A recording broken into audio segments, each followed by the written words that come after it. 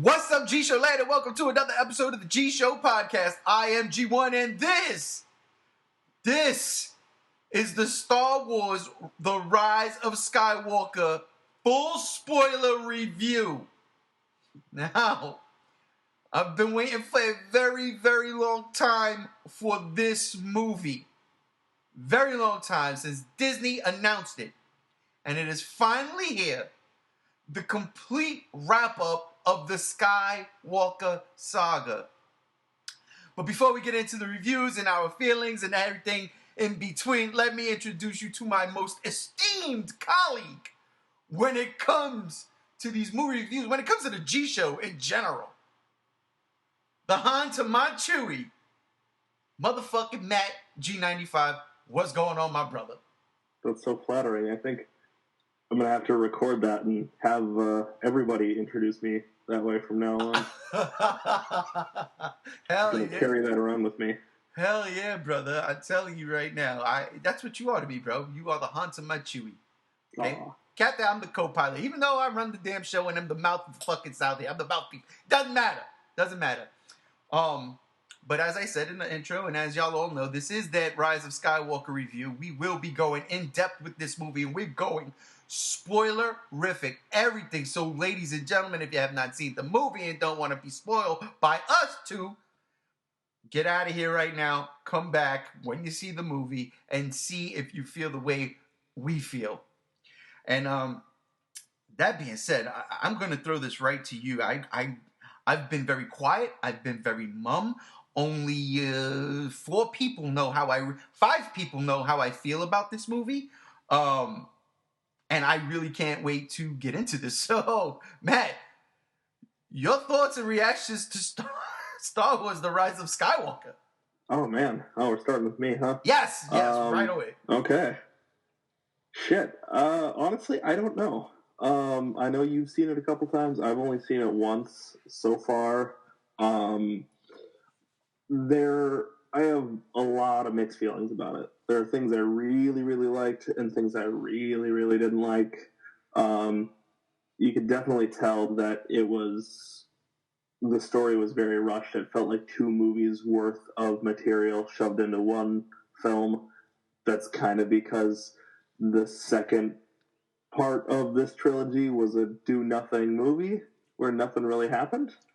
And so there's a lot of catch-up to do, which I know we've talked about. That was one of my biggest concerns. And I was kind of right. There's a lot of catch-up in it. But I don't know. It was a visually stunning movie. Most of the performances are pretty great.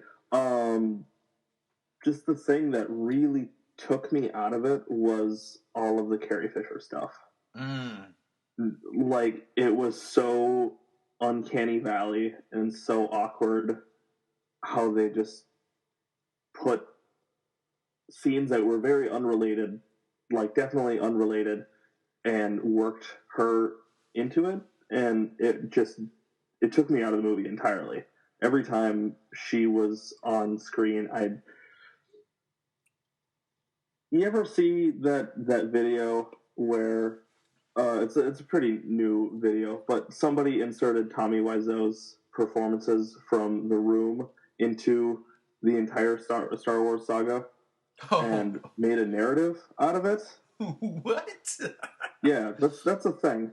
I can send you a link because it's pretty funny. Do that. But that's how it felt. Is like we literally got performances cropped from another film and then very awkwardly inserted into Rise of Skywalker. So she's reacting to things that she wasn't originally reacting to, and so a character would be talking to Leia, and she would just answer in the most vague, abstract kind of way, where she just basically just reaffirmed what that person said, but that's because that's all they could do. It was really weird, and that was, I think, my overall biggest gripe of the movie. But the rest of it was pretty cool, I guess. Honestly, like, it's not sticking with me that much. Every other Star Wars movie has stuck with me in some way, shape, or form, but this one is, for the most part, just kind of passed me by. Wow. I agree with you with the Carrie Fisher stuff. I thought some of the stuff with Rey was good, but anything without Rey was terrible. Case in point, you had that the one guy that J.J. Abrams loves. I forgot his name in real life, and I forget his name in the movie. But he's an X-wing pilot. He's been in all 3 films, and he buys it in this one at the end. That scene with him coming in and saying, "We haven't heard any word from the Falcon," and Rose Tico's there, and she's like, you say that any, like, nicer or something? It was terrible. Leia doesn't even say a thing. She just stands there and stares, and I'm like, good God Almighty, this is horrible. Which brings me to my point of when The Last Jedi came out and I couldn't stand it, and I started writing Episode 9 like the next day, and I was like, you got to start this off with Carrie Fisher already passing, with Princess Leia already passing, and then start the movie off at her funeral. And nope, but that's not what JJ did here. I totally agree with you. This does feel like 2 movies crammed into one. We have all of our, stars from this particular saga going through the motions, and as you said, it was well acted. And then you had a couple of other characters introduced that really just came in for their particular scene, and that was it. There was nothing to it. I was like, okay, you could tell there's definitely another movie in there somewhere. I've seen it twice. How you felt about Rey is how I felt about Kylo Ren. Like, every time Adam Driver was on screen, he just fucking dominated it. He is by far and away the most interesting character in the entire new trilogy. He has the best arc. His conflict, I feel, is the most real and the most unique in a Star Wars movie. We've seen the person kind of lost and aspiring for more. We've seen somebody battling with them not knowing who they really are, but we've seen somebody being drawn to the dark side but wanting to be on the light side. We've never seen a character that wants to be on the dark side, but it's naturally compelled to be on the light side, and that inner conflict is so interesting.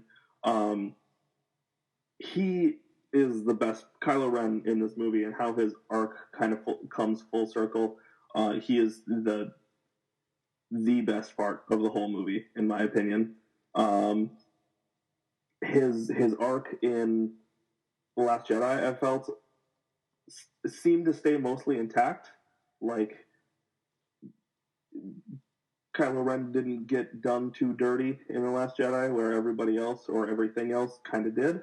And that allowed JJ to let Kylo Ren's arc come full circle and everything, and I really liked that. Sorry to cut you off, but no, it's all good. I'm in. I agree. Kylo, Adam Driver, just that dude, he does command the screen. I love the dude. Here we go, right into spoiler territory. Right here, right off the bat. The main person in this entire movie that I was like completely transfixed with is Emperor Palpatine. Absolutely. I loved it. I absolutely loved Emperor Palpatine. He's my favorite Star Wars character. I mean, Luke Skywalker is actually my favorite Star Wars character of all time. He's like one of my favorite heroes of all time. But Palpatine is just my favorite Star Wars character. So while Adam Driver really does, dominate every scene he's in, to me, Ian McDiarmid just crushed it as Palpatine, because not only was he doing Emperor Palpatine from Return of the Jedi, but then he also got to ham it up later on in the movie and become Emperor Palpatine from Revenge of the Sith. And he was crushing it. He found a balance and crushed it and knocked it out of the park. So, like, for me, that was my favorite character and my favorite part of the movie. Although it made absolute zero sense, which brings me to my gut reactions and my feelings to this movie. And I gotta be honest with you. I mean, to me, it absolutely is better than The Last Jedi. But I don't know where I put this Star Wars movie. I've seen it twice now. When I went in the first night, and I did this backwards. I usually go into, especially Star Wars, I usually go into a Star Wars movie as a fanboy first. And then when I watch it again, I go in with the critical eye. For whatever reason, and I stayed away from like reactions and shit. I didn't look at anything. I watched some of the trailers and some of the things I was like formulating in my own head, and I was completely wrong, and I was happy for that. But I went in my first viewing with the critical eye. So I was already staunchy. I was already like, let's bring it on, Star Wars. You ain't got nothing for me, you know. Instead of like, oh my God, here we are. It's Star Wars. It's the last one. Oh, fanboy. So when I watched it the first time, I walked out of it not disappointed, but very angry, because there was so much dumb things that I started nitpicking. Like as soon as we left the theater, and I was doing it very low because you want to keep spoilers down to a minimum for people walking into the theater who hasn't seen it. But as soon as I got in the car with my wife and kid, all bets was off. I was cursing it. I was like, what the fuck did I just see? What the fuck was that? I was insanely upset. But I didn't hate it. Like I did not hate it. I was just trying to figure out what the fuck did I just watch? And like you said, it felt like two movies in one. I watched it again the next day on Friday. I went in the morning and I got to see it on IMAX. And I went in now. I know the movie. I know the story. I'm just going to go now and I'm just going to soak it all in. And I enjoyed it more. I did. Like a lot of things in the beginning of the movie didn't bother me as much as my first viewing. But I still, at the very end of the movie, this is going to sound crazy. The climax of this movie is my least favorite climax in a Star Wars movie. It really is. And there are reasons that I'm going to get into because I put some bullet points down, Matt. I got some bullet points that I'm going to get into in a minute. Because this is some shit. And hey, I don't want to start the rant just yet, but this is some shit that it really's got to get off my chest. Because what Disney did to Star Wars is blasphemous. It's absolutely blasphemous. But I'm going to hold on to that till we get to a little bit later. All I'm going to say right now is I love Palpatine because Palpatine's my favorite Star Wars character. I was glad to see him back. Now, I love Palpatine because he's my favorite Star Wars character. And I love zombies in the horror genre. It's my favorite genre in horror, zombies. And they made Zombie Palpatine. And I was like, holy shit, how could you not like this? This is dope. So I was happy. I thought Palpatine was going to be like a fucking droid, like they used in Battlefront 2 story mode, or it was going to be like, I don't know, something different. But it was Palpatine in the flesh, back from the dead, revived by I don't know, Sith magic and maybe some kind of cloning, even though if you looked at his hands in the beginning, he was definitely a zombie.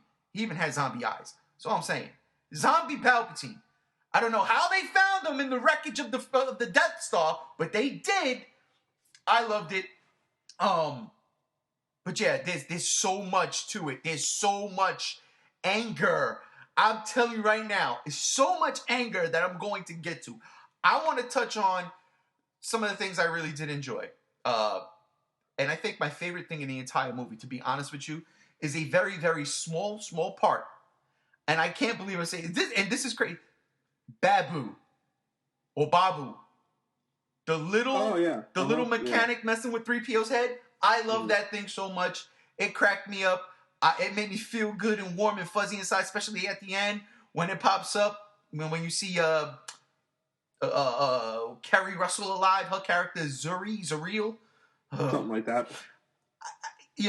That I love that thing. Oh my god. The lightsaber fights, I gotta be honest, I dug the lightsaber battles in this. They were the most heavy-hitting lightsaber fights in Star Wars. Like, they were really going at it. And I appreciated the one on the Death Star between Rey and Kylo Ren because he wore her ass down. And, I thought that was cool. He tied her out. I thought that was really cool. I see, it drives me crazy because, again, Star Wars climaxes are always epic. And to me, this was epic. I'm not taking it away. I'm not saying it wasn't epic on film. But it was copy-paste. I've seen this before. I've seen it before. And God damn it, I didn't see it in a Star Wars movie. I'm not going to get into it yet. But, so those are some of the things I like. I love Rey. I do. I like Daisy Ridley. I love John Boyega. I really did. Holy crap, why can't I remember Poe Dameron's name right now? Oscar Isaacs. I love Oscar Isaacs. All that. The Princess Leia thing, I agree, it felt forced. No pun intended. It was terrible. And again, the movie itself, it was rushed. It felt rushed. All of my fears regarding this movie, for when they announced J.J. Abrams was coming back, when they were saying, oh, this is a rushed production, I didn't want to buy it. I was like, no, it's plenty of time. Nope, it was rushed. He had to course correct from The Last Jedi. He did it in a way to, I guess, placate fans. I don't know if I'm satisfied with this particular ending to the saga, but it is what we got, Because leave it up to me as a fucking fanboy. Luke Skywalker was coming back from the dead, the whole 10 yards. But you know what I'm saying? Like, everything was happening. Everything was happening. I was bringing Mara Jade into the equation. Everything was happening. You want fanboys to come back to the fold? They just go back to the beginning.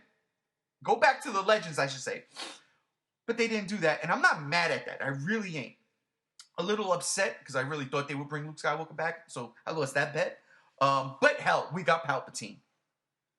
What are some of your favorite parts of this movie? Well, like I mentioned, I really liked Kylo Ren's whole arc. That was my favorite part of the whole movie, bar none. I also liked Daisy Ridley's journey, though I felt her... They're constantly hinting that she's had pulls to the dark side over the course of the whole time, the whole trilogy, but we've never really seen that before now.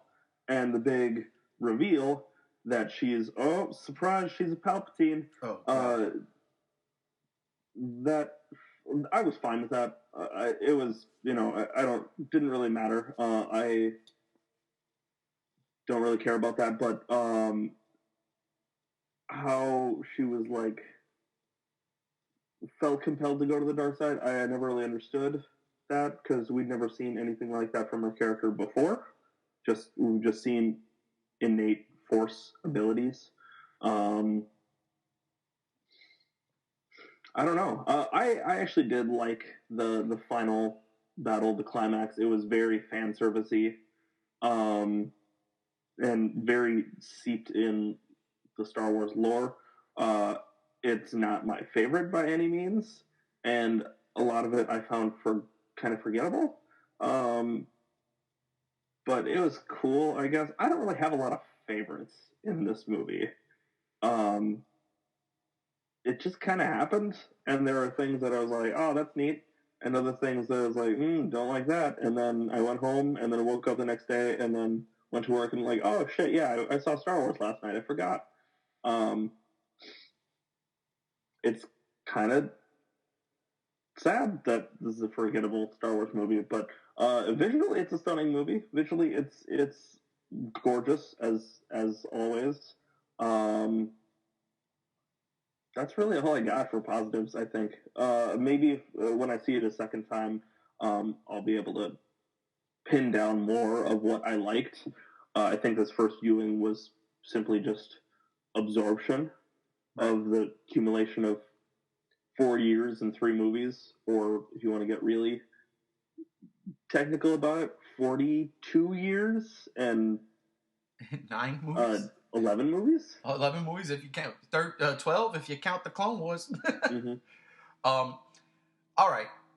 When I saw it the first time, like I said, I went in with a critical eye. After everything was said and done, I was, going crazy in the car driving home. My wife said something cool, and I was like, okay, that I took into my second viewing, and it definitely worked. And it was one of my pros, too. She said the pacing was great. She said nothing made her feel bored. And I was like, huh. So the next day when I watched it again, I'm like, yeah, you know what? This is kind of fast-paced, because here's a scene, here's a scene, here's a scene, here's a scene, here's a scene.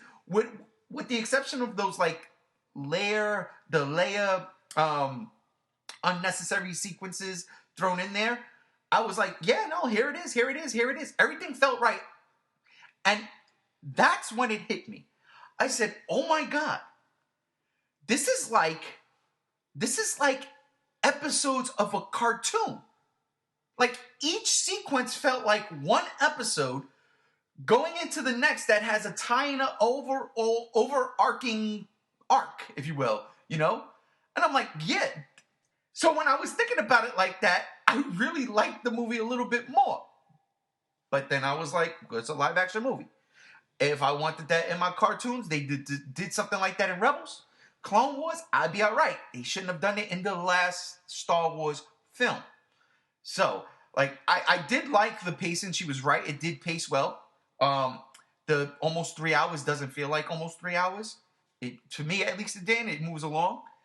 But I want to get into the Ray Palpatine thing because that is definitely one of the things that I thumbs down. I fucking hated that. That was stupid. How the hell is Ray Palpatine's granddaughter? Because here's my thing. Here comes the Star Wars geek. Palpatine created Anakin using the Force. Okay? When Palpatine created Anakin, he was still a senator. He was still rather young-ish, I would say, mid-50s, early 60s, maybe, right? He's already grandpa age, right? He creates Anakin. They go through the entire Clone Wars. He becomes Emperor Palpatine, deformed and all that stuff. And at the end of the prequel trilogy, Luke and Leia are born, right? Then we go through the OT. Luke and Leia go on their spectacular missions with Han and Chewie and Lando and 3PO and R2 and Wedge Antilles, baby! Yeah, best part of the whole ending! Wedge Antilles! They do their whole thing. And Palpatine's behind the scenes, no doubt about it. But do you think old decrepit Palpatine, that was nothing more than power in the galaxy, is going around spawning children? I don't think so. That made no sense to me. Now, you've got Han and Leia's son, Ben, in or around the same age as Rey. What? That pissed me off to no end. It makes zero sense. It makes more sense for Vader to be Luke's father. It's more of a gut punch, but unless you're telling me Palpatine created a son using the Force or cloned himself, which honestly, if that was the case, why would he clone himself and then have his cloned self killed by that whoever it was in the spaceship that took the parents away? Dude, it's mind-numbing. It made no sense to me. I'm sitting there, I'm like, wait, what? I would have been way more all right with Rey being the clone of Luke Skywalker's hands tampered with to become a girl. I'd have been way more all right with that. But Palpatine's granddaughter, look, as much as I love Palpatine and as much as I like Rey, I don't see it. It makes zero sense.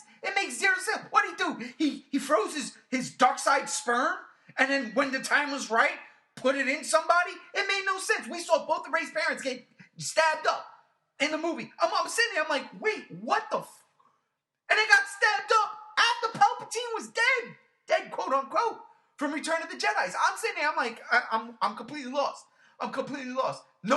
Make no mention of it during the OT. Palpatine's got a son somewhere. No, nobody knows. But the son's walking around because he don't want nothing to do with evil daddy. Oh, no, my dad's the emperor of the galaxy. I don't want to be that guy. I'm going to go into hiding. I'm going to get a wife. I'm going to have a kid. It makes zero sense. It was stupid. Stupid. I was sitting there like, what the fuck is this? Now, if Rey was a clone of Palpatine, again, tampered with, whatever to become, and he's like, I'm going to use her as a vessel to go on, okay, maybe. But the grandchild thing, absolutely not. I thought it was terrible. I thought it was absolutely terrible. I do like the idea of Palpatine when he called the Empress Palpatine. I was like, I'm cool with that. But again, and I don't want to sound like that guy, but here I go sounding like that guy. Are we pushing agendas here? I don't know. I loved Rey. I absolutely love Rey. You know what I mean? Like, I don't hate the character. All that Mary Sue shit from The Force Awakens to now, I don't care about.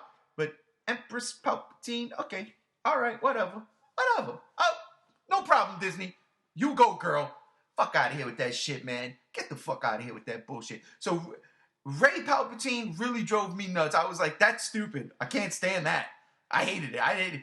That was, it makes no sense in canon at all. At all. But, none of the Palpatine stuff really made much sense. How he survived. I heard somewhere that there was like a test screening where they explained that the Palpatine that died on the second Death Star was the clone, and this is the actual Palpatine, which is and apparently they cut that out. I don't know if this is true or not. That's just something I heard. If that's true, that's still dumb. I think bringing Palpatine back was dumb. I think it was a bad choice, but clearly it's something JJ had to do because his big bad, Supreme Leader Snoke, was killed unceremoniously. Yep. The whole Final Order thing made no sense at all. Oh, none. Oh, I'm telling you, bro. Make note of nonsense, and then I have little a list. And Rey Palpatine was one. That's another. Trust me. But go ahead. Yeah, I mean, well, like, just how, where, why, when, what? Oh, it was on Exegol, of all places. The Sith secret homeworld.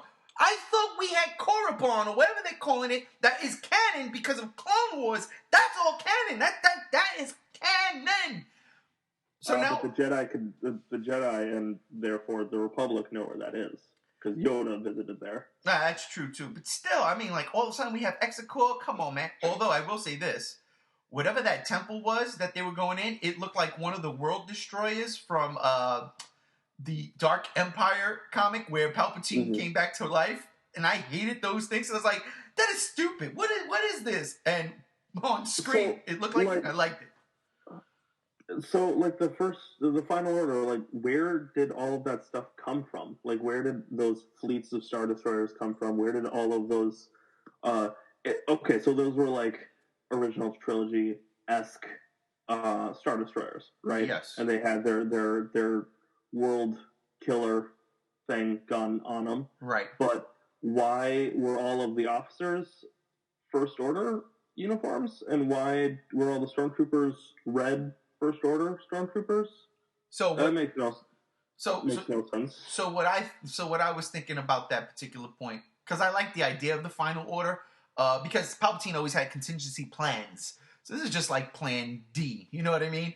I always thought that they were unmanned, they were built, and they were put away on this planet. You know, and they were put away because there is time that passes between Kylo Ren meeting Palpatine for the first time, and then all of a sudden that 16-hour gap that they had to stop the fleet. There's a span of time there. So I figured by that span of time, Kylo Ren is already like, I met the Emperor. I'm digging what he's saying, even though he was trying to plot against them, typical Sith fashion, and was like, this is where they're at. Send the fleet over there. Man the torpedoes. Although there are still way too many Final Order ships, in my personal opinion, that the First Order had. Because, I mean, and that's one of the things I hate about this entire trilogy that I'm going to get into towards the end of this podcast. I'm going to just wrap the whole thing up in a hole and put a bow tie on it. The First Order, to me, they shouldn't even exist. Not that they shouldn't exist, but who the fuck, get the fuck out of here with that. So, but anyhow, in terms of the final, in regards of the Final Order, I think that's how that happened. Let's say a month goes by from Kylo Ren's first meeting with Palpatine to when all of a sudden the movie, starts, like the journey begins. And in that regard, it still made no sense. And I thought the ships might have been slaved together, because that's one of the things I always liked about Star Wars lore, like especially in the Legends books, when they would have one ship be the main ship, and then like a fleet of, let's say, 20 slave to that ship, so they would follow orders, so they could get through like certain hyperspace lanes easier, you know, because it was all directed to one ship, or like when a droid would do it. You know what I mean? Kind of like the entire droid army. So, well, they totally did that because they couldn't find their way off of Exakor. That's right. And that's why they failed, is because they just didn't know how to get to the main galaxy, which is stupid. Well, that one ship did, and they blew up that the place where 3PO went all Sith, which that was another funny part of mine. I did like that. Once like, Red Eye C-3PO. Well, it's like, why? How did they... So, okay, suppose you're right, and suppose Kylo Ren sent all of those troops and officers to man all those ships. Why don't they know how to get off the planet then? Like, why don't they know their way? Like, that's so they're in wild space. They're in the unknown regions. Right. That's fine. I like that being explored. That's cool. But like the actual galaxy is mapped out pretty good. You'd think those ships would have those coordinates in them. Maybe not. Well, again, one of those things. Make note of nonsense. It's complete nonsense. It's complete nonsense because, you know, what's up with the time frame that they had? Like, did the Emperor say, you know, I waited about 30 years since I plunged down the damn rabbit hole in the Death Star, and I'm going to wait about 16 more hours because I'm the Emperor. You know, like, what? Mm-hmm. So one thing I saw when Kylo Ren first visits that the Emperor's palace, I guess? The Emperor's tomb? Graveyard? Yeah. We see all kinds of tubes and stuff, and like Snoke. Was that was Snoke? That was Snoke. Yep. It was like 3 Snokes in there. It was like one like facing upwards, one upside down, and there's another one in the back floating behind him. That's mega dumb. But I wasn't sure if that was supposed to be Palpatine clones or if that was Snoke, but it looks more like Snoke. So. Yeah. Okay. Because he even says it. Still really dumb. Yeah, he even says he was like, I created Snoke. You know. That's so fucking stupid. Well, that's because J.J. Abrams had to course correct. Now, I'm gonna have to knock on the door and open that door once again about The Last Jedi.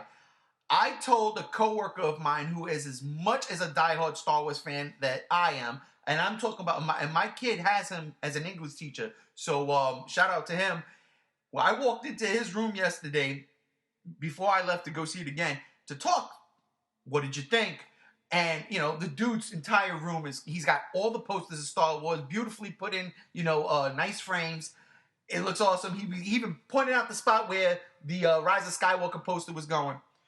We're having this conversation, and I turned around and I straight up told him, I said, and I pointed to the Last Jedi poster. I said, that movie right there, that movie should have been a novelization, not a movie. That should have been a novel. And this should have been 2 and 3 or 8 and 9. It should have been split because it does, again, feel like 2 movies crammed into 1. He went as far as saying, well, you know, it's Disney and their stupid mandate that they wanted a trilogy. They should have Harry Pottered this thing and did, you know, part 9.1 and part 9.2. You know what I mean? Mm-hmm. And I'm like, yeah, I would have been all right with that. But The Last Jedi, seriously, and I know there's so many people who love that movie, it's a movie about nothing. If anything, it turns Star Wars into the biggest joke. They goof off everything. Everything J.J. Abrams set up that gave me hope in The Force Awakens, he said, fuck it, I'm pulling the rug right from under y'all. Right from under y'all. And he did. And the movie made $1 billion, and then Solo suffers for it. Now, I'm not the biggest Solo fan, but I like it a lot more than The Last Jedi. But everybody was already on the hate bandwagon. And you look, yes, this movie is very discombobulated. The audience score seems to be sitting around 80-something, but then like the critic score is like around 60-something. You know what I mean? So, I totally get it. I just... that Last Jedi ruined... It really kind of... It put the creators in a jam making this film. Mm-hmm. It really did, because they had to work around so many things, and it was very hard to do. But Yeah, that was my only knock. That's the only knock I'm gonna have on the Last Jedi in this one until later when I say why I hate it so much. But anything else like you just couldn't stand? Like what the hell's going on here? Not really. I mean, yeah, the Emperor stuff was cool just because I'm a sucker for fan service, but it made no sense. That's fine. That's done with. The last thing that actually really annoyed me in the movie, that I firmly did not like was cool, sick, awesome. We finally, after 3 fucking movies, finally got the Knights of Ren. Oh. And what do? Fuck all. They don't do jack shit. We don't know who they are. We don't know literally a single thing about them. Which there's a new Kylo Ren prequel comic out now. I'm sure that they go into that then, but still, like, I wanted to see it in the movie because I saw the pictures of them. They look pretty cool. I saw their one shot in episode 7 where you see them either with Kylo Ren burning down the temple or just fucking some other people up. I want to know more about them, but they don't do anything. Nope. They have a pretty cool fight scene with Kylo Ren. And it lasts, what, 2 seconds? That was actually a really cool scene. I like that a lot. But you don't know anything about him. So I don't care that it's him fighting against either his own team or his brothers in a sense, or friends, or whoever they're supposed to be. Like, that, there's no emotional weight there because we know he's the leader of the Knights of Ren, but we don't know a single what the Knights of Ren are, and that's I think I really wanted to try to steer clear of comparisons to The Last Jedi for this, but I have to go back to it. So Rian Johnson, he killed off Captain Phasma in The Last Jedi because he was like, well, I just wasn't sure what to do with her or where she could fit into the story. So he killed her. Terrible, dumb move. They should have just not included her. And I feel like J.J. Abrams had the same mentality. It was like, well, I don't really know what to do with the Knights of Ren, so they're just going to be there, but they're not going to do anything cool. And yeah, that was another thing that I did not like about the movie. See, and that's where I say The Last Jedi would have been better served as a novelization without killing Luke Skywalker. I'm just saying, but if it was just a novel in the canon that is a gap or a bridge between episode 7 and episode 8. And then JJ could have came in. To me, this is where Disney fucked up. Whoever fucked up. They should have just gave the reins to J.J. Abrams from take the whole thing, please, and make a trilogy. Have a story. Because not for nothing, and a lot of people bash the dude, and I can't lie. I mean, especially with this one, I'm kind of like, some of these decisions, J.J., there's the what the fuck. And I get it. As a fan, there is fan service in there, especially with Palpatine. But I'm like, dude, come on, man. If he would have had the reins from the beginning, he's a very crafty storyteller. His TV shows prove that. You know what I mean? He's like, he can set something up and see it, well, hopefully see it to the end. And I think with Star Wars, he would have stuck the landing had they give him all 3 movies. If they would have given him all 3 movies where he could start off, because to me, I thought The Force Awakens was a perfect jump-off point. I get all the comparisons to, A New Hope. I get it. But to me, it was the perfect jump-off point. And then from that point on, I just don't think he would have planted the seeds if Palpatine was going to be there at the end. He could have planted the seeds in the second, in movie 8, whatever they wanted to call that. If Luke had to die, there's no doubt in my mind he was going to die in this trilogy anyway. From the very beginning when I saw The Force Awakens. There was no doubt in my mind, as much as I didn't want that to happen. But you got to give Luke some type of stand to go. Like, he's got to go out with gravitas, not the way he did. And don't get me wrong. People are like, oh, it was so awesome. He used all of his life force to shut up. That shit was not awesome. It was a nice visual effect. But when the grand scheme of things come, man, get the fuck out of here. Bullshit. Mandate. That's what I'm calling it. Mandate. They even call in the entire Last Jedi, get rid of the past. So now you're stuck trying to pick up the pieces and the fandom and put it back together, and you gotta do it within one movie, and you make it go 10 minutes over the longest Star Wars movie previous, and it doesn't pan out. It just doesn't pan out. I agree with you with the Knights of Ren. I think in the second movie, had JJ had it, we would have seen more of the Knights of Ren. We would have gotten some, not even backstory per se, but you would have felt kind of like in Rogue One, where Krennic's shock troopers or the Death Troopers, like, those are his bodyguards. They're badass. There's nothing else to tell. The end comes and they start taking out all the rebels on the field until, you know, I'm one with the Force is with me. You know what I mean? Till those two dudes go do their thing, and then eventually they get killed by them too. But that's, to me, what the Knights of Ren could have been. They could have been that. You know? They could have been that. They could have been, what do they call those dudes in Rebels? Oh my God. Oh my God. The dudes with the lightsabers, anyhow. The Inquisitors. They could have been Inquisitors type of, Inquisitor type deal. I'd have been alright with that. But we couldn't do any of that, and, you know, I don't think JJ wanted to force him in like that and then just dispatch of him like that. It is what it is. The same thing could be said again about Kerry Russell's character or the other stormtroopers. That was a plot thread right there that would have taken up at least 20 to 25 minutes of one or these two movies. What, the idea... The troopers? No, the other stormtroopers that were on Endor. The ones that rebelled. Oh, yeah. The one Finn meets. Yeah, I totally forgot about them. Yeah, because you forgot about a lot. And again, like you said, and it makes perfect sense. There's a lot of forgettable things because nothing stands out because it's so forced. It's so rushed. It's like, here's a new character that we hyped up in the press junket that has 3 minutes of screen time. What? You know, I was actually okay with that just brief explanation of who these people were. I was like, oh, we're deserters.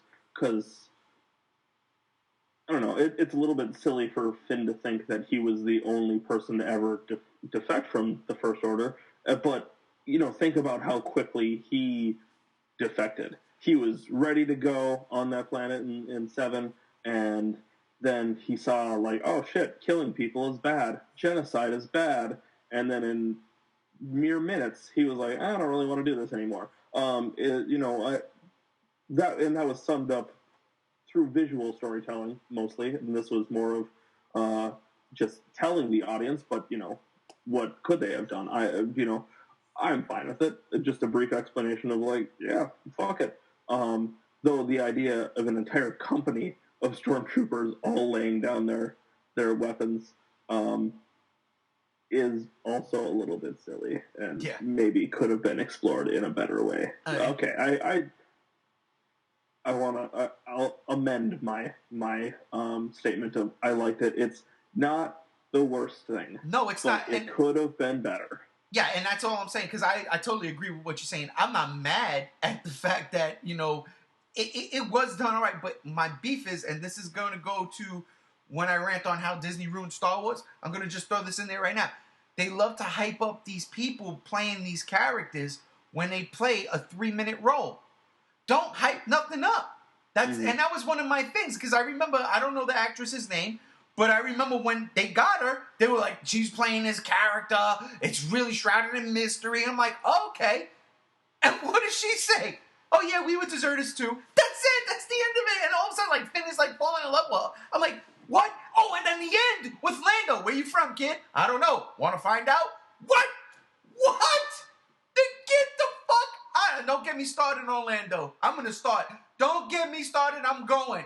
I love you, Billy D. Williams. I love Lando Calrissian.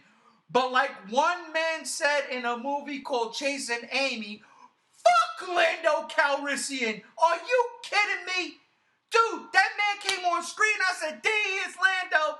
And he's laughing the entire time. He reminded me of Brie Larson and Captain Marvel and Avengers. Shut up. And I love Billy D. Williams. Don't get, I love Lando. One of my favorite characters in the entire saga. I love him. He's OT, baby. He's an OT OG. I love you, Lando. But good God almighty, Billy D. Don't drink the Coke 45 before you start filming the scenes, brother. Don't do it. You gotta bring it in. You are an actor, brother. Eddie Murphy did it in Dolomite. You could do it in Star Wars. Bring it in. You in a serious moment, brother.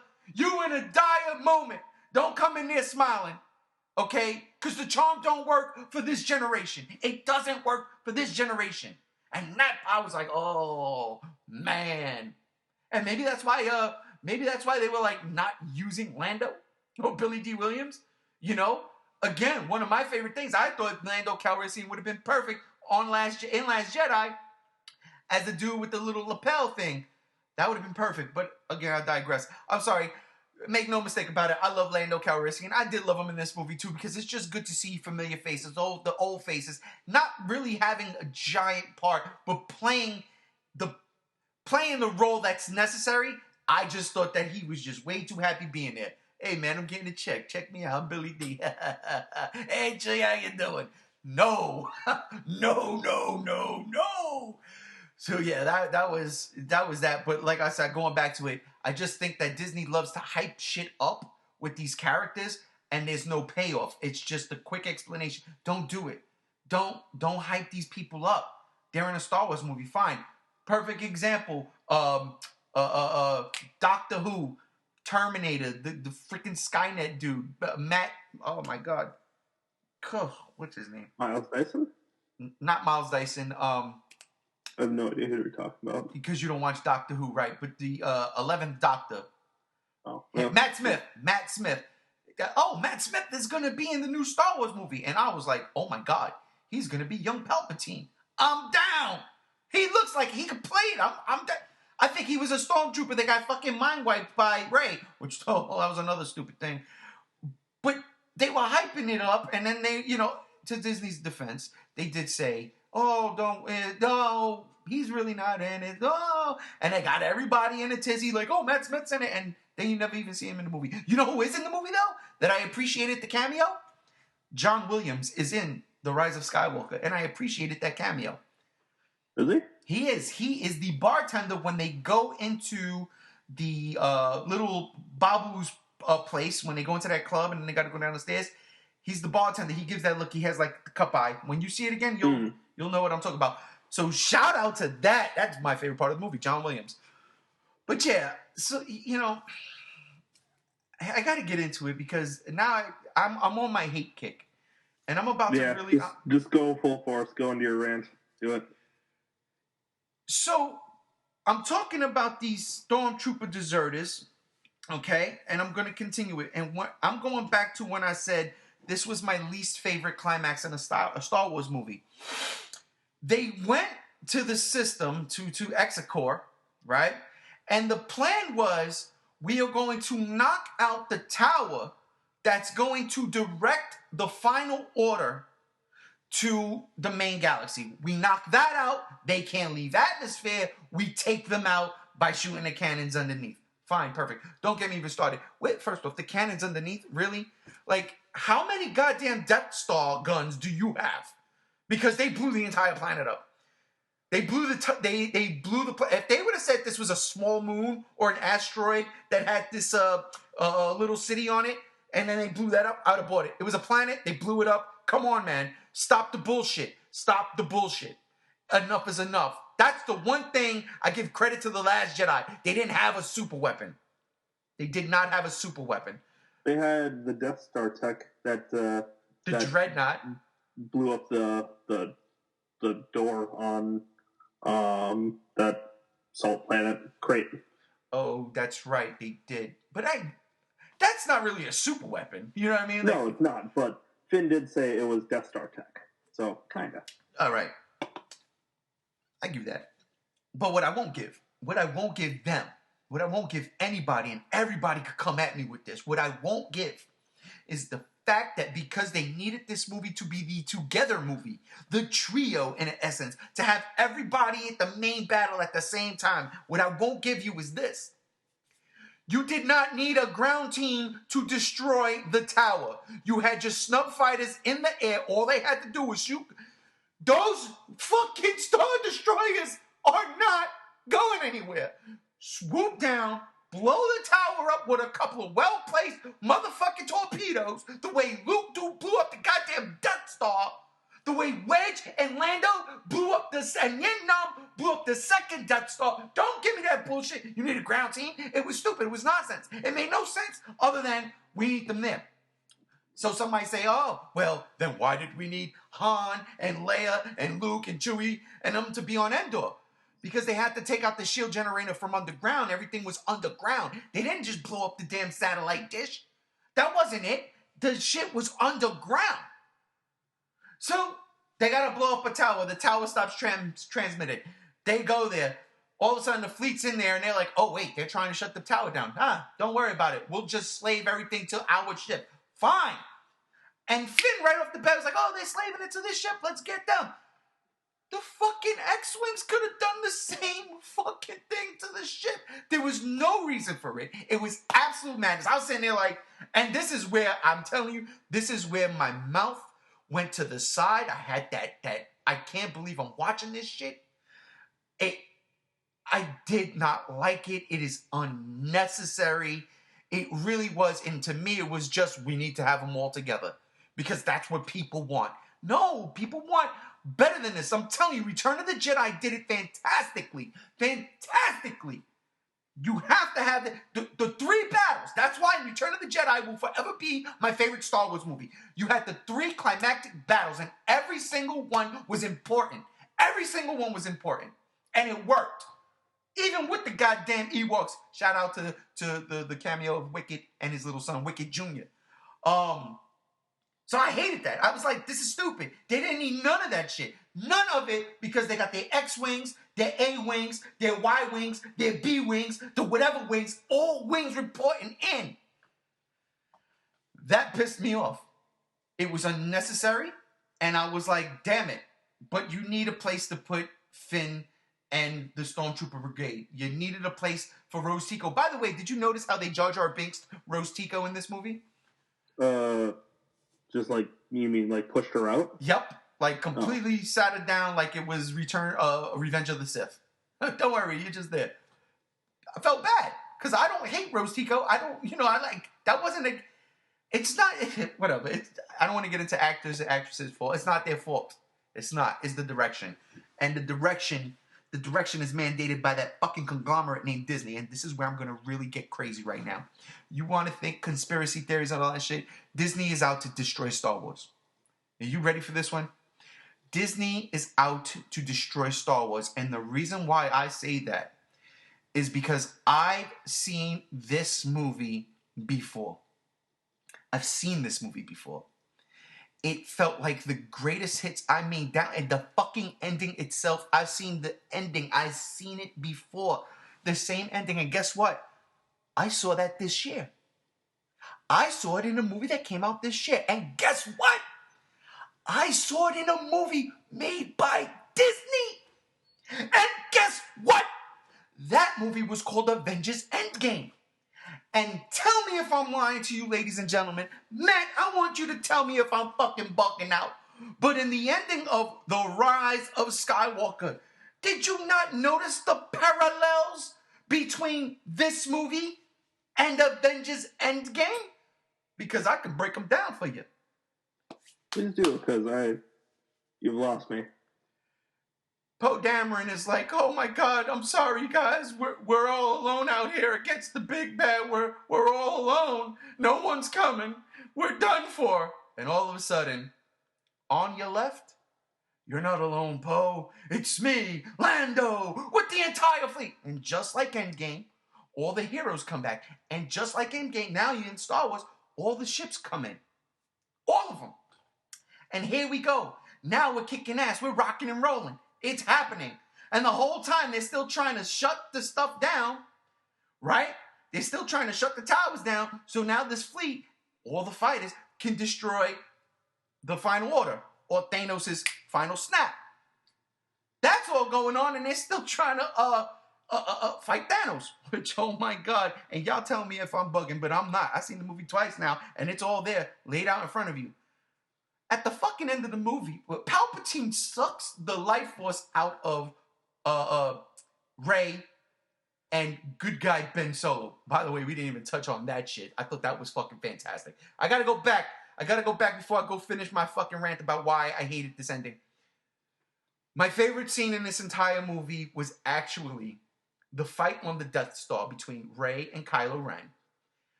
Leia sacrifices herself to basically bring Ben back from the dark side. Rey stabs him with his own saber, right? And then heals him. Oh, let's not forget the healing factor that Rey just so happened. And I'm not knocking that. You know what I'm saying? That's not a Mary Sue moment. There are Jedis that have healing abilities. It's all over the place. But Rey heals him, takes off in his ships and leaves. And then all of a sudden he's staring out into the, into the water on the Death Star. And you hear, "Hey kid." And I thought it was Luke. I thought it was Luke Skywalker. And you turn around and it's fucking Han Solo. Dude, I went ballistic. I was like, oh my God. And the reason why that's my favorite part is because they redo the whole sequence of The Force Awakens. And then when Kylo Ren says, "Dad," and pauses, Han Solo says, "I know."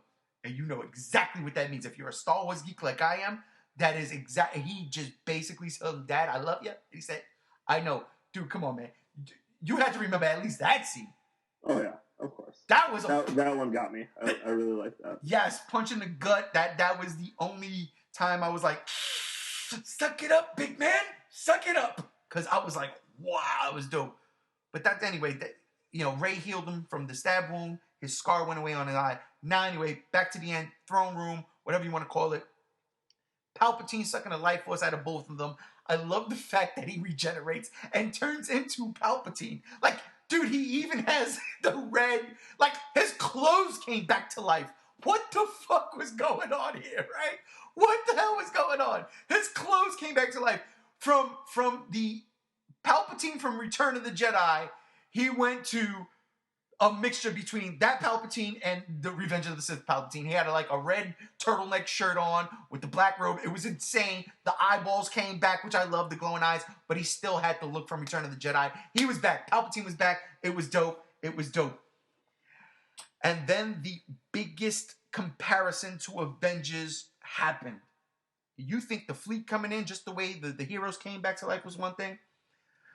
Literally, damn near verbatim, Palpatine says, "I am inevitable." He doesn't say inevitable. He says, "I am the Sith." And then Rey, in turn, says, "And I am." And I was like, Iron Man. And pauses at the same, it's the same fucking pause. Like, just watch it. I swear to God, they pause about the same amount of time. And then she says, "All the Jedi." And I sat there and I said, no, they just did not do that. They didn't just they just say, "I am inevitable, I am Iron Man, but Sith and Jedi"? They just did that. They literally just did that. It's in the movie. I'm not making this up. And then she uses the lightsabers. And I'm like, Palpatine, you've been through this before, bro. Stop with the Force lightning and just push her ass back with the Force. Like, don't use the lightning. She dusts Palpatine. Literally dusts Palpatine.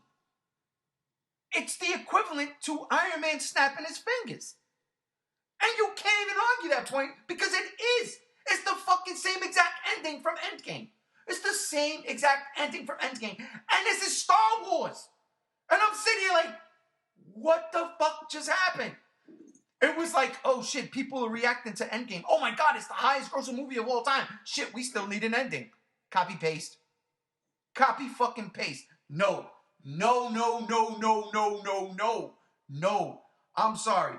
Am I bugging? Do you think I'm crazy? Or do you see it? I see your point, but I think you might have just been drinking a little bit too much that night. Nope. First off, I didn't drink at all on Thursday when I went to see it. I kept it. I didn't even have soda or snacks. I kept it straight clean. And Friday, it was early in the morning when I saw it. It was not early, but morning, and I saw it. It's the same fucking scene. It is the same ending. They literally ripped off the ending of Avengers. And down to the goddamn verbatim, the verbiage. I am the Sith. I am the Jedi. I am inevitable. I am Iron Man. Stop it. I'm not going. And then she dusted. Dude, he dusted. She dusted him. The Force lightning electrocuted him and started peeling his face off until the entire thing, the throne, he completely was dusted. It literally blew away into dust. You can't get any more on the nose than that. You can't. And I'm sitting there like, huh? What?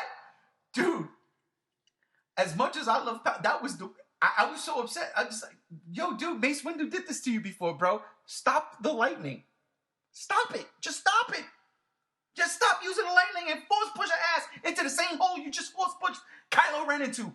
Come on, man. Bullshit. Bullshit. Bullshit. The space battle wasn't even good, and that's my favorite part of Star Wars movie.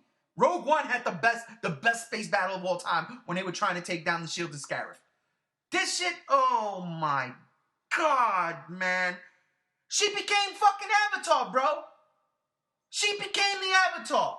Tell me I'm lying. You watched Avatar The Last Airbender. You watched Korra. She even has the same hairdo as Korra. Come on, man.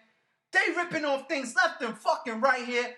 I ain't gonna lie, though. I did appreciate hearing all the voices of the past come. I didn't know who the fuck was talking half the time until I seen who was there on the screen. I was like, oh, shit. Ahsoka was there.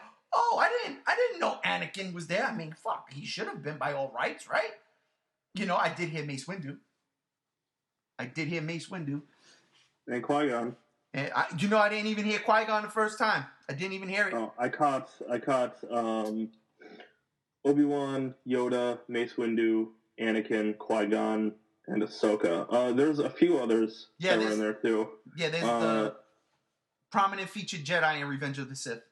Yeah. Or Clone Wars. And the Clone Wars. Yeah, Clone Wars. More so in the Clone Wars. Yep. So, and I love that. I thought that was actually awesome. But, dude, fucking Mace Windu, really? Samuel L. Jackson's in it? You telling me this wasn't the Avengers? Come on, man.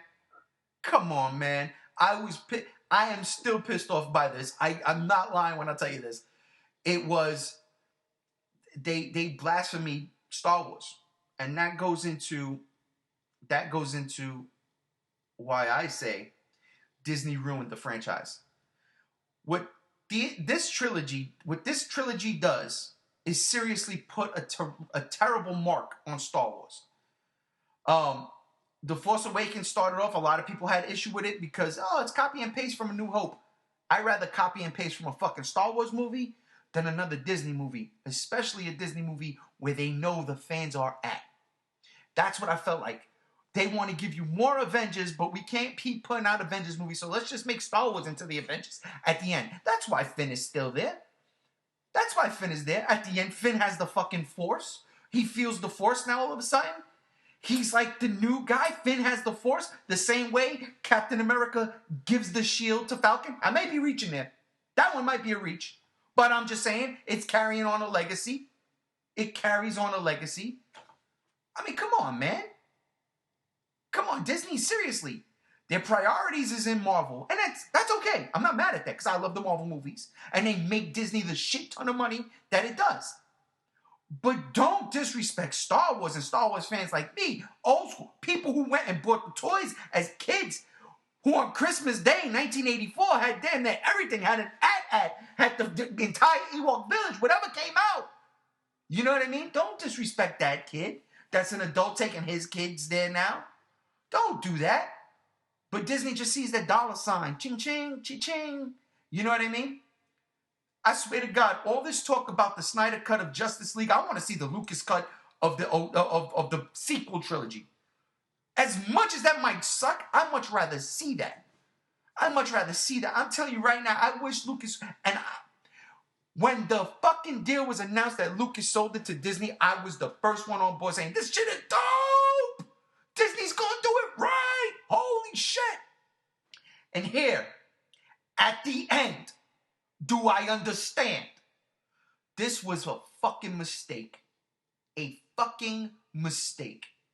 If Lucas would have not given it to Disney, or gave it to Disney and said, I need this young man in charge, though, and pointed to Dave Filoni, we would have been having a completely different conversation, because the best Star Wars I've seen to date in the Disney era has come from people like Dave Filoni. It really has. And whether that's, a new season of Clone Wars or Star Wars Rebels, which again, Star Wars Rebels really does it the fuck up. To even, what's going on in Mandalorian right now. Dave Filoni. Man, I tell you, just as a fucking Star Wars fan who I do love this shit, Disney fucking stranglehold this thing, and they don't get it, man. They don't get it. Think about it. Rogue One was the best fucking Star Wars movie in this entire fucking series because it was Star Wars, and I don't want it to go back to the OT, but because it was so familiar and it made sense in everything, it works. It had some of the best fucking fight scenes. It had the best dogfight scene in Star Wars. It just worked. And this could have been that. It could have. These three movies should have been, because now we're in the future. We don't go back on shit. I'm telling you, it pisses me off to no end that the First Order came out of nowhere, and instead of the fucking New Republic, or at this time it should just be called the Republic, rising up to face it, it was a resistance? What? What the fuck is going on? You can't fight these punks? It's just the remnants. You can't fight them. You can't. It makes my fucking head hurt so much. In the original trilogy, it literally was a fucking rebellion. It was a band of rebels that broke off from the fucking Senate, from the government, and said, we gotta stop them. What the fuck is the First Order to the fucking Republic? And don't say, well, they blew up the fleet before they could get out. They knew that was coming. The Resistance, they had a name. It was called the Resistance. Why were they called the Resistance? It should have just been called the fucking Republic. It makes no sense. It was dumb. It makes no sense. You turn Luke into a fucking scaredy cat hermit. That's not Luke Skywalker. He's not afraid of the dark side. He wasn't afraid of death. He threw his lightsaber down in the face of fucking certain death because he had faith in his father and got electrocuted the shit out of for it. Come on, man. Come on, man. I'm telling you, Disney literally fucking choked the life out of Star Wars the way Palpatine was sucking the life out of Ben and Rey. It makes me mad to no degree. I'm right, I'm sorry. But you gotta understand, man. I love this fucking franchise. This is my favorite franchise of all time. But this shit got an asterisk next to it. And not only that, but in my bucket, didn't Disney say, oh, we're not gonna make any more Star Wars movies for a very long time now? Why not? Why not? I mean, because the way this movie ended, it feels like you can jump 5 years into the future and have Rey doing some amazing things. Training Finn now. Just going on, moving on with the story. But this Skywalker saga, the way they closed this shit out, they did no justice to the fucking heroes of the past, and that is goddamn disgraceful. I don't care what nobody says. You could attack me all you want. But I'm telling you right now, I ain't the only one that feels like this. I'm not. But I'm done. I'm sorry. Well, I think that's a good note to wrap it up on. Mm-hmm. Summed it up better than I could have. Overall, at the end of the day, in Star Wars terms, because we're going to do our top 10 before the year's end. In Star Wars terms, where do you place this movie? I can't answer that right now. I haven't. I got to see it another time. Yeah, I got you. Somewhere on the lower end of the middle. Yeah, I'm in the mid card. Yeah, I'm there with you. I'm right in the mid card with it. The OT is always going to come first. Regardless of the order, it's still Return, Empire, Star Wars. Then I got to be honest, I just watched Rogue One recently, and I did fall in love with it all over again. And I think I like it better than Revenge of the Sith, which I love Revenge of the Sith. So I'd probably put Rogue One there, then Revenge of the Sith, then this movie. Only because of Palpatine. Palpatine really, for me, makes the movie. I love Palpatine. I love zombie Palpatine. I just don't like Rey Palpatine. I thought that was stupid. And a lot of the bonehead decisions and the fact that they literally gave us the Avengers Endgame ending damn near to the fucking T makes me so angry, bro. Oh, man. So, Yeah, I'm gonna watch it again though. Make no mistake about it. The Dolby Cinema is calling my name, and my wife and daughter love this movie, so I'm gonna have to see it again. It's not like The Last Jedi where I was like, nope, 2 and done. I'm done. I'm not seeing it again. I'm gonna go see this movie again, probably 2 more times. I will give it that. But yeah, at the end of the day, this is definitely not what I expected from Star Wars. And I'm a bitter, cranky old man. It is what it is. But yeah, any final words, brother, before we wrap? I don't think so. All right. And then on that note, ladies and gentlemen, Luke Skywalker will be alive in our hearts. Always. We out of here. Bro, thanks for joining us. Of course. And thank y'all for listening to especially that last 15-minute rant. We out of here. Peace.